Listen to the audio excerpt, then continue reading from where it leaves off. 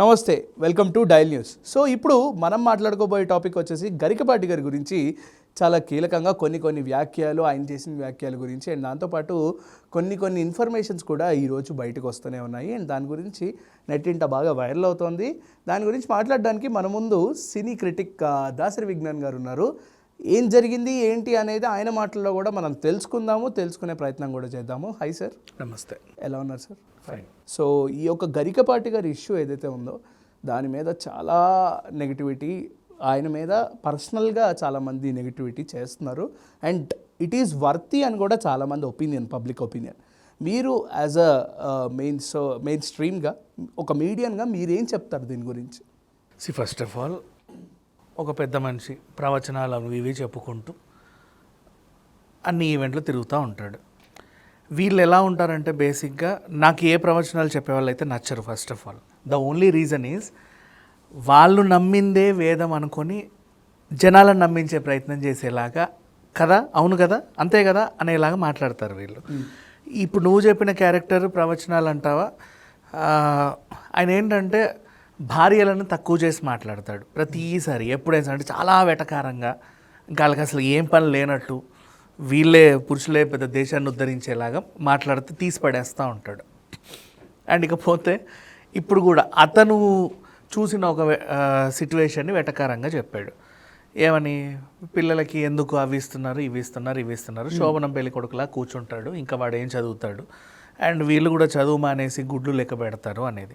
దీంట్లో ఒక చిన్న ప్రాబ్లం ఏంటంటే చెప్పిన ఆయన గుడ్డు తినని వ్యక్తి కాబట్టి ఆయన ఆ గుడ్డు గురించి వెటకారంగా చెప్పాడు. అదే గుడ్డు రోజు పొద్దున్నే లేసి ఇట్టి చేసి హాఫ్ బాయిల్డ్ ఎగ్గులు తినే వాళ్ళైతే గుడ్డుని మే రెస్పెక్ట్ దెమ్, అంటే వాళ్ళు రెస్పెక్ట్ ఇస్తారు గుడ్డుకి, ఈయన ఇవ్వలేదు అని తిండు. సరే పోన్లేదు, వాళ్ళ పర్సనల్, దాని గురించి మనం మాట్లాడొద్దు. ఇకపోతే ఈయనేదో వాగాడు కదా అని చెప్పి ఆయన్ని తిట్టుకుంటూ నువ్వు ఏం అట్లా అంటావు ఏంటి ఇట్లా అంటావు అని చెప్పి ఇంకొంతమంది. అవును, కొట్టుకు చావని, నాకు అనవసరం, ఎవడు కొట్టుకు చచ్చినా నేను అందులో వేలు పెట్టను. ఇకపోతే మనకు కావాల్సింది మెయిన్ టాపిక్. ఇప్పుడు ఈయన ఒక అంశం లేవనెత్తాడు కాబట్టి అందరు దాని గురించి మాట్లాడుతున్నారు కాబట్టి ఆ టాపిక్కే మాట్లాడదాం. వీళ్ళు కొట్టుకు చావని, మనకు అనవసరం. అన్నైనా ఓకే, తిట్టేవాళ్ళు ఓకే. అంశం ఏంటంటే ఇవి చాలామందికి తెలియాలి, చాలామందికి తెలియదు. పేరెంట్స్కి మా బస్సులోనే రావాలి, మా దగ్గరే ఫుడ్ తినాలి, మేమిచ్చే బుక్సే కొనాలి, మా దగ్గరే యూనిఫామ్ కొనాలి, అన్నీ మా దగ్గరే తీసుకోవాలి అని కొన్ని స్కూల్స్ చెప్తాయి, ప్రైవేట్ స్కూల్స్. గవర్నమెంట్ స్కూల్స్ ఈ మధ్య యూనిఫామ్లు, ఫుడ్, మహా బుక్స్ కూడా ఇస్తాయి కదా, అంతే. అంటే వాళ్ళ పరిధి మేరకు వాళ్ళు, అంటే ఇది ఫ్రీ కాబట్టి లంచ్ కూడా ఫ్రీయే అన్ని, దీన్ని మనం ఏం అనడానికి లేదు. ప్రైవేట్ వాళ్ళు ఏంటంటే అఫ్కోర్స్ దే ఛార్జ్, అంటే వాళ్ళకి ఎక్కడి నుంచి వస్తాయి ఫ్రీగా, వాళ్ళకి ఏం రావు కదా డొనేషన్స్. సో వీళ్ళ దగ్గర తీసుకొని వాళ్ళకి ఇస్తూ ఉంటారు. ఇది దోపిడీ అని పేదవాడు అంటాడు. అరే భలే ఇస్తున్నారే కానివ్వండి అని చెప్పి బాగా డబ్బున్నోడు అంటాడు. మధ్యస్థంగా ఉన్నవాడు అలవాటు పడతాడు. కానీ ఓవరాల్గా మ్యాక్సిమం పీపుల్ స్కూళ్ళు దోచుకుంటున్నారనే మాట్లాడతారు. అది అర్థం కావట్లేదు జనాలకి. ద ఓన్లీ రీజన్, ఇప్పుడు ఒక స్కూల్ స్టార్ట్ అయింది పొద్దున 9 గంటలకి. ఒకడు స్కూటీ మీద వచ్చి దింపుతాడు పిల్లోడిని, ఇంకోటి ఆటోలో వస్తాడు, ఇంకోటి టెంపో వ్యాన్లలో వస్తారు, ఒకడు బస్సులో వచ్చి నడుచుకుంటూ వస్తాడు, ఇంకోటి నడుచుకుంటే వస్తాడు, ఒకడు హెలికాప్టర్లో దిగుతాడు, ఒకడు బెంచ్లో దిగుతాడు. ఎవడిష్టం వాడిది, ఎవడి స్తోమత బట్టి వాళ్ళు వస్తున్నారు, వాళ్ళ పిల్లల్ని వాళ్ళు దింపుతారు. సో ఇక్కడ ఏంటంటే నడుచుకుంటూ వచ్చేవాడు ఇట్లా చూసుకుంటూ, వాడికి ఏంట్రా వాళ్ళ డాడీ హెలికాప్టర్లో దిగాడు, వాడికి ఏంట్రా వాళ్ళ డాడీ బెంచ్లో దిగాడు, పోర్ష్లో దిగాడు అంటే ఈ సైజుల్లో ఉన్నప్పుడు వీళ్ళకి మైండ్లో చదువు సంస్కారాలు ఇవి మాత్రమే ఉండాలి. కానీ ఆ ఎకనామిక్ బ్యాలెన్సెస్ గురించి, స్టేటస్ గురించి వాళ్ళకి అనవసరం. పిల్లలకి అసలు తెలియకూడదు కూడా, చెప్పకూడదు ఫస్ట్ ఆఫ్ ఆల్. అవన్నీ తెలిసేలాగా ఏం చేస్తున్నారు, మీకు వదిలేస్తే ఎవరికి నచ్చినట్టు వాళ్ళు అలాగే వస్తున్నారు, రిచ్గా వస్తున్నారు. ఇంకోటి స్కేటింగ్ వేసుకొనే వస్తాడు, ఇంకోటి ప్యారాషూట్ పట్టుకొని వస్తాడు, ఎవడిష్టం వాడిది, మీరు రండి అన్నందుకు. అదే నేనే బస్సు పెట్టాను అనుకో, గుడిసెల నుంచి వచ్చేవాడు అదే బస్సు ఎక్కుతాడు, గేటెడ్ కమ్యూనిటీ వచ్చేవాడు అదే బస్సు ఎక్కుతాడు, విల్లా ఉన్నవాడు అదే బస్సు ఎక్కుతాడు. ఇంటింటికి వెళ్ళి ఏమి ఎక్కించుకోం కదా, ఒక స్టాప్స్ పెడతాం, అందరు పిల్లలు అక్కడికి వస్తారు ఈక్వల్గా. సో ఇక్కడ ఏంటంటే పిల్లలందరూ ఒకటే కదా, ఎవరికి నువ్వు గొప్ప నువ్వు ఇది అని తెలియట్లా. నెక్స్ట్ స్టెప్ యూనిఫామ్ అనేది నేను మీకు వదిలేసాను అనుకో, ఒకడు రైమండ్ క్లాత్ కొంటాడు, ఇంకొకడేమో ఇంక పాలిస్టర్ క్లాత్ కొంటాడు, ఒకడు 200 షర్ట్ కొంటాడు, ఒకడు 2000 షర్ట్ కొంటాడు. ఎవడు ఇష్టం వాడిది. లేదంటే రియల్ ఎస్టేట్ అంకులు వేసుకుంటారు కదా పేపర్ షర్ట్ ఇట్లా ఖద్దర్ అవైనా వేసుకుంటారు, గంజి పెట్టి అలా అయినా వేసుకుంటారు. అందులోనూ కూడా రిచ్నెస్లు చూపించుకుంటూ ఉంటారు. అక్కర్లా అదే ఒక మంచి ఫ్యాబ్రిక్ పిల్లలకి అన్ని కాలాల్లో సూటబుల్ అయ్యే ఫ్యాబ్రిక్ స్కూల్ వాళ్ళు చూసి ఒక అమౌంట్ కొని సైజ్ చెప్తే అందరికి ఇచ్చేస్తే అందరు ఇప్పుడు ఒక గ్రూప్ ఫోటో తీస్తే అందరు ఒకలానే ఉంటారు నీట్గా కదా. నెక్స్ట్ ఇంకా ఫుడ్ మీకు వదిలేస్తే అని తెచ్చుకోమని నేను అన్నాడు కదా, ఆ పదం గురించే చెప్తున్నా. అలా పిల్లల్ని వదిలేస్తే ఏమవుతుందంటే, ఇప్పుడు నేను ఏం చేస్తా, ఇప్పుడు నా కొడుక్కి నేను 6 అంతస్తుల వెండి క్యారేజ్ కొనిస్తా, వెండిది. ఓ దాంట్లో పీతల పులుసు, ఓ దాంట్లో ఆ పులుసు, ఈ పులుసు అన్నీ నాన్ వెజ్లే. ఇంకొకడికి పాపం ఏదో సొట్టలు పడ్డ ఇనుప డబ్బా తెచ్చుకుంటాడు, అందులో ఆవకాయ బద్ద వేసుకొస్తాడు. ఇంకొకడు ఏదో ప్లాస్టిక్ డబ్బా పట్టుకొస్తాడు, ఇంకోటి ఇంకేదో. చూడు ఎలా ఉన్నాయి. అయితే కొంతమంది 2 అంతస్తులు, కొంతమంది 4 అంతస్తులు, కొంతమంది 3 క్యారేజీలు. ఎవరిష్టం వాళ్ళది వదిలేస్తే. అందులో కూడా వాడికి ఏంట్రా అంటారు. పాపం పిల్లలు కూడా కొంచెం టెంప్ట్ అవుతూ ఉంటారు. వాడేమో దాంట్లో స్వీటు, ఓ దాంట్లో హాట్, ఓ దాంట్లో పెరుగు ఇన్ని తెచ్చుకుంటాడు కదా, మొత్తం బఫే తెచ్చుకుంటాడు. ఇంకొంతమంది స్తోమతకు తగ్గట్టు ఇంత ముద్దపప్పు ఆవకాయ తెచ్చుకుంటారు. కనపడొద్దు పిల్లలకి ఇలాంటివన్నీ కూడా. సో స్కూల్ మేమే ప్రొవైడ్ చేస్తామని చెప్పింది. దీంట్లో ఇంకొక అడ్వాంటేజ్ ఏంటంటే, ఫస్ట్ ఆఫ్ ఆల్ నేను చెప్పిన కోణంలో నీకు ఈ ఎకనామికల్ స్టేటస్లు తెలియట్లా, అందరూ ఒకే తిండి తింటున్నారు. ఇప్పుడు అలాగే పోషకాలు పిల్లలకు కావాల్సిన న్యూట్రియన్. ఇప్పుడు ఆ ఆవకాయ బద్దోడు ఫస్ట్ ర్యాంక్ వచ్చేవాడు అయి ఉండొచ్చు, బాగా చదువుతాడు, వాడికి కూడా కొన్ని కావాలి పోషకాలు. ఈ 6 అంతస్తులు 7 అంతస్తుల క్యారేజ్ బఫే తినేవాడు ఎడ్డి, అడిగి ఏమీ రాదు, అయినా సరే ఇట్లుంటాడు పుష్టిగా. అంటే మైండ్కి పిల్లలకు కూడా ఆ ఏజ్లో ఎదిగే పిల్లలకి ఏ మోతాదులో ప్రోటీన్స్ ఇవ్వాలి, ఏ మోతాదులో విటమిన్స్ ఇవ్వాలి, ఏ మోతాదులో వాళ్ళకి శక్తిని ఇవ్వాలి, క్యాలరీస్ ఇవ్వాలనేది స్కూల్ యాజమాన్యం ఒక పర్టికులర్ న్యూట్రిషనిస్ట్నో ఎవరినో పెట్టుకొని మెయింటైన్ చేస్తాయి. ప్రైవేట్ అయితే, గవర్నమెంట్ అయినా అంతే కదా, అందరికీ పప్పు పెడుతుంది, వంకాయ పులుసు పెడుతుంది, ఇంకేదో పెడుతుంది, దొండకాయలు ఇంకేదో పెడుతుంది, అప్పుడప్పుడు నాన్ వెజ్ కూడా పెడతారేమో వాళ్ళ ఇష్టం. పిల్లలందరికీ ఈక్వల్ పోషకాలు అందుతాయి. ఇంకా చెప్పాలి అంటే కనీసం తిండి కోసం కూడా పిల్లల్ని స్కూల్కి పంపే వాళ్ళు ఉన్నారు, కొంతమంది పేదవాళ్ళు ఉంటారు. ఇప్పుడు వీళ్ళు వెళ్తారు ఇంట్లో మధ్యాహ్నం, అయ్యో మనం అంటే అడ్జస్ట్ అవుతాం, పిల్లోడికి ఏదో ఒకటి పెట్టాలి కదా, స్కూల్కి పంపించు, కనీసం మధ్యాహ్నం వాళ్ళైనా పెడతారు, ఒక గుడ్డు ఇస్తారు అట్లీస్ట్, వాట్ ఎవర్. అట్లా వాళ్ళు కూడా ఉన్నారు. అంటే స్తోమత లేని తల్లిదండ్రులు కూడా ఉన్నారు, చాలామంది ఉన్నారు. అండ్ యాక్చువల్లీ దీని గురించి మాట్లాడుతూనే నాన్ వెజ్లో ఒక వీడియో చేశాడు. ఆ వీడియోలో ఎవడెవడి గురించో నాకు వద్దు, నేను ఆ వీడియో చూడలేదు. వాడు ఏమన్నాడో కూడా నాకు అనవసరం, అక్కర్లా. మనకు కావాల్సింది, నేను అందుకే ఈ అన్న వాళ్ళని కూడా వదిలేసా కదా.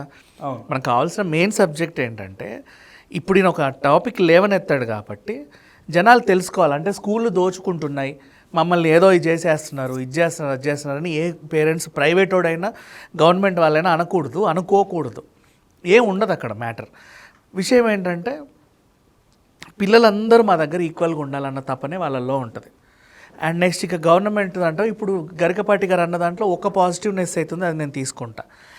వీళ్ళు ఏం చేస్తున్నారంటే పిల్లలకి ఈ టీచర్స్, నేను చూసా 2-3 సెంటర్లలో చూసా, అందుకే నేను చెప్తున్నా, అథెంటిక్ సోర్స్ అది, నేనే చూసా. ఏంటి పిల్లలకి క్లాస్ లీడర్ అని ఒకరిని పెడతారు, ఒక అమ్మాయినో అబ్బాయినో.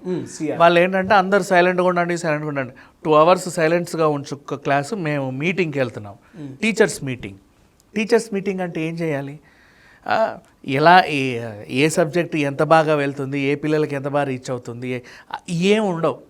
గుడ్లు ఎన్నొచ్చాయి లాస్ట్ మంత్, ఇన్నొచ్చాయి, ఈ మంత్ ఇన్నొచ్చాయి.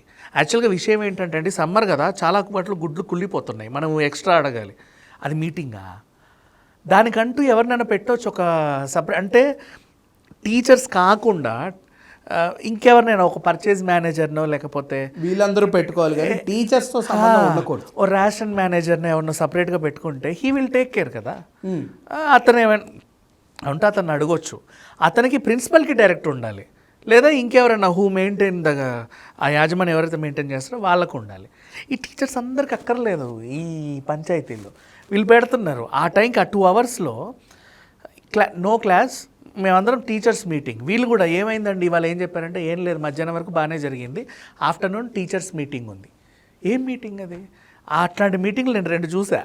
ఓకే. అందుకని చెప్పి నేను చెప్తాను. మేబీ గరికపాటి గారు అండ్ గరికపాటి గారు అడ్రస్ చేసినట్టు ప్రభుత్వాల గురించి కూడా మాట్లాడారు. చాలామంది ప్రభుత్వంలో ఉన్న ఎవరైతే ఫుడ్ ఇన్స్పెక్టర్స్ వీళ్ళందరూ ఎవరైతే ఆ గవర్నమెంట్ స్కూల్స్ని యూట్యూబ్ రీల్స్లో వస్తూ ఉంటాయి కొన్ని షార్ట్స్లో, అందులో మనకు క్లియర్ కట్గా చూపించింది ఏంటంటే విద్య సరిగ్గా జరుగుతుందా లేదా అనే దానికంటే ఇక్కడ గుడ్లు ఎక్కువ వచ్చాయా లేదా, పిల్లలకి ఎలా ఉంది ఫుడ్ పోషకాల గురించి వాళ్ళు అడిగే యొక్క ఇన్ఫర్మేషన్ యొక్క రీల్సే ఎక్కువ మనం చూసుకున్నట్టయితే. ఒకవేళ వాళ్ళకి సరిగా లేకపోతే డైరెక్ట్గా అక్కడే సస్పెన్షన్ ఆర్డర్ కూడా ప్రింట్ చేసి ఇచ్చేస్తున్నారు. ఒక్కడి సినిమాలో అర్జున్ గారు లాగా బిహేవ్ చేస్తున్నారు. సో దీని యొక్క కల్చర్ గురించి మీరేమంటారు? ఈ కల్చర్ నాకు తెలియదు. నేను చూసిందైతే ఒక ఎగ్జాంపుల్ చెప్పా కదా. అండ్ అదే యూట్యూబ్ రీల్స్లో నువ్వు చెప్పిన రీల్స్లోనే ఒక ఇతను ఉంటాడు, పాతకాలపు వస్తువులన్నీ చూపిస్తూ ఉంటాడు. హీఈస్ ఎ టీచర్ అని, జిఆర్ యాంటిక్స్ మేబీ. వాళ్ళ పిల్లల్ని 2nd క్లాస్ అమ్మాయి చూడండి ఎంత బాగా చెప్తుందో అని చెప్పేసి నిలబెడతాడు. ఆ పిల్ల అనర్గళంగా అన్నీ చెప్పేస్తూ ఉంటుంది, నేను అడిగితే అది గవర్నమెంట్ స్కూలే నన్ను అడిగితే. అవును, ప్రాథమిక పాఠశాల. అవును, గవర్నమెంట్ స్కూలే. అంటే అలాంటి వాళ్ళు కూడా ఉన్నారుగా టీచర్లు, పిల్లలకి ఏదేదో చెప్పేవాళ్ళు. అండ్ ఆయనకు ఒక ప్యాషన్ ఉంది పాత వస్తువులు, వీళ్ళకి కూడా అవి పరిచయం చేసి ఒకప్పుడు ఇది వాడేవాళ్ళు అది వాడేవాళ్ళు.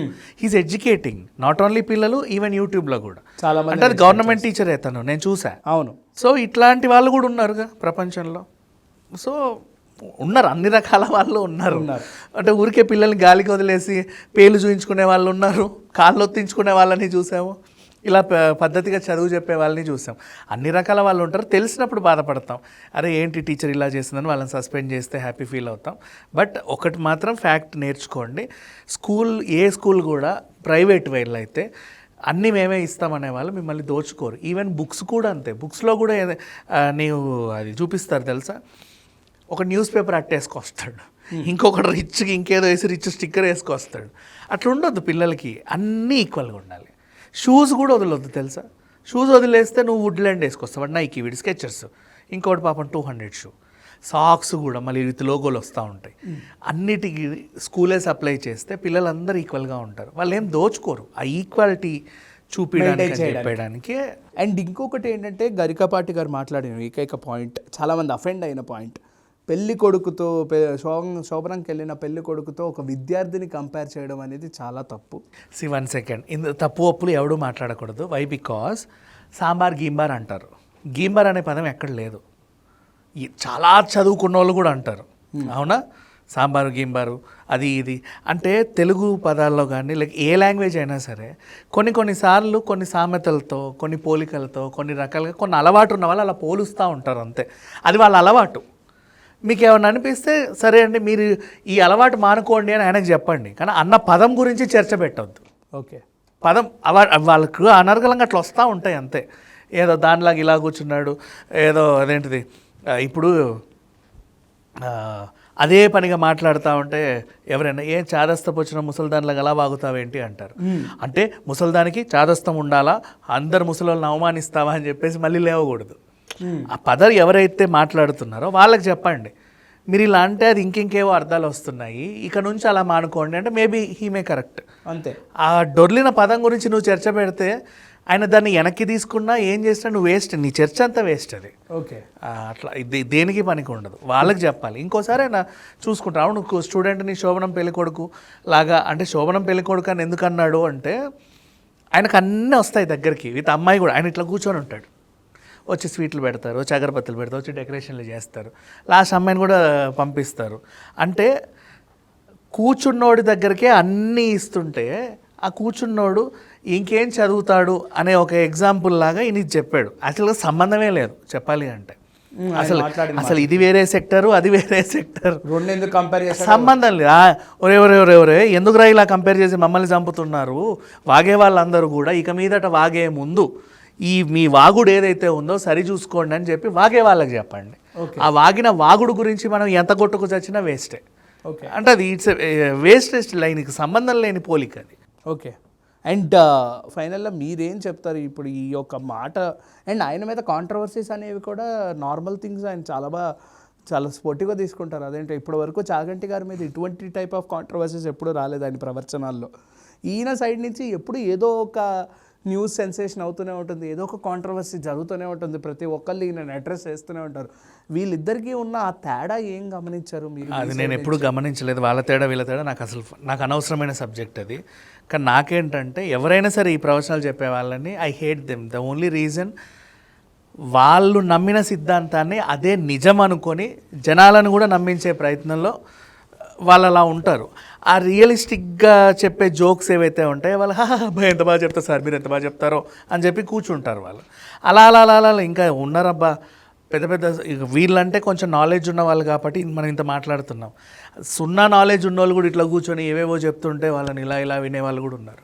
సో రుద్దడం అంటారు దీన్ని, రుద్దడం అని అంటారు, ప్రజల మీద రుద్దడం.